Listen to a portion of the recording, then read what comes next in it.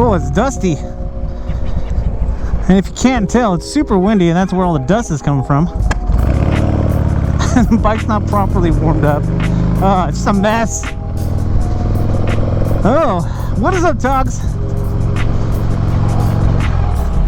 Out on the Harley-Davidson today, enjoying a cruise. This is what the Harley excels in, and that's what we're gonna do. Take a leisurely stroll around town and actually have something to talk about today.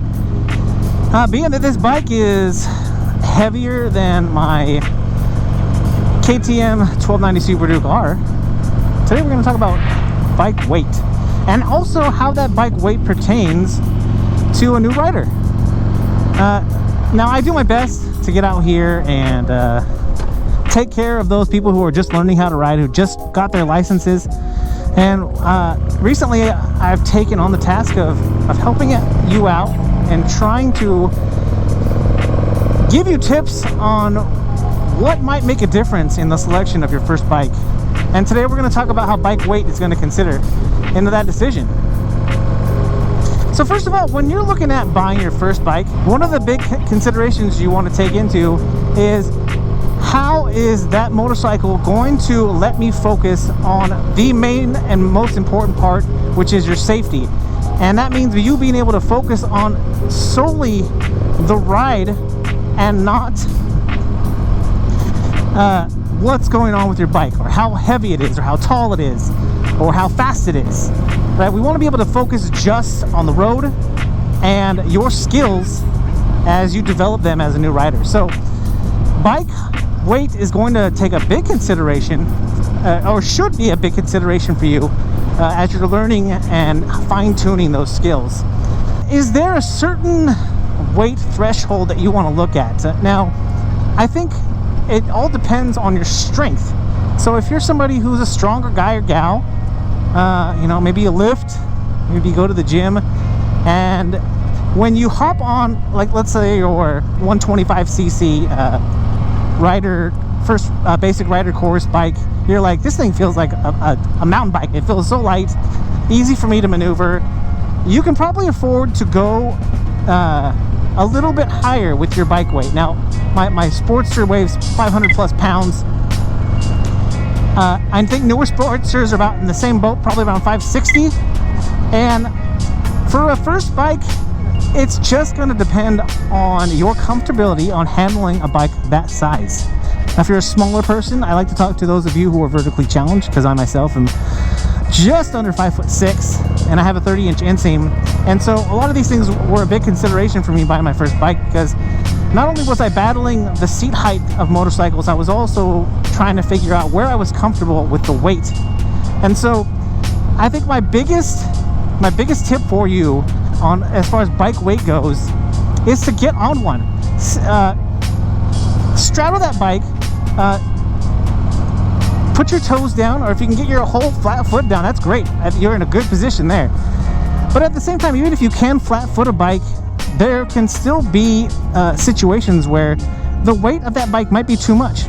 If I'm sitting here at a stop and I'm doing this, and it feels like every time I lean it one way or the other, I might lose it. And when I say lose it, I might put it down on the ground. That bike's probably too much weight for you. When you lean it over like I was just doing, and the bike feels comfortable, like you are in control, that is a sweet spot. That's your comfort zone. That's where you want to be looking to do, or looking to be, as a new rider. Now, perfectly on cue, we've got a bunch of touring bikes over there, and maybe also a Softail with some bags on it. That is probably not a great place to start for a new rider. And I'm sure it's enticing. It depends on what part of the country you live in. If cruisers and touring bikes are really popular, the peer pressure, or the pressure to want to go straight to something like that, maybe that your friends are riding, or the people that you plan on riding with are riding, I would say fight that temptation. Find something that's a compromise, okay? Let's say a bunch of your friends ride baggers, right? And you want to be able to fit in. If you're comfortable enough with a Sportster, then throw some bags on it, throw a fairing on it. Make those adjustments that make you feel like more comfortable in your group and in your own skin, and make that decision. But always, what I would say is make that decision based on your safety and based on your skill level. And then those things that you can't even control, like your height and your weight.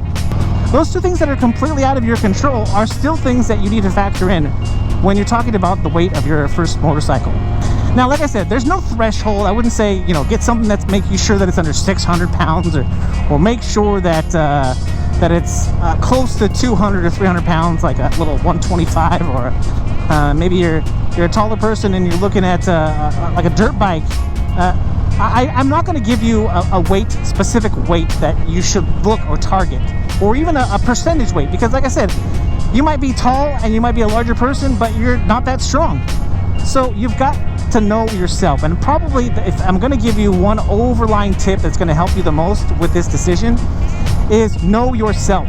Know your limits, know your skill level, and don't put yourself in that compromising situation where you've made a choice based on the way a bike looks, or based on the group that you want to ride with, or based on the performance of a motorcycle that you want to grow into.